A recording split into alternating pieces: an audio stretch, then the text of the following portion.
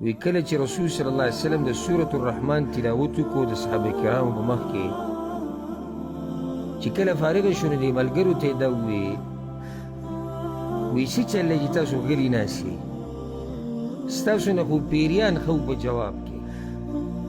ما چې به کله هم دا خبره وکړه فبأي آلاء ربکما تکذبان، الله وایي چې زما د کم نعمت نه به تاسو انکار کوئ.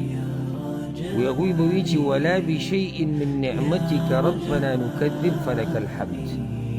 یا الله موږ خو ستا د یو نعمت نه منکر نه یو، ستا شکرونه ادا کوو. نو پیریانو ستاسو نه ښه جواب کو. نو دې نه واضحه شوه چې رسول صلی الله علیه وسلم د سورة الرحمن تلاوت کړی، خو دا څوک نشي ویلی چې بس دقه یو صورت دی. ولې؟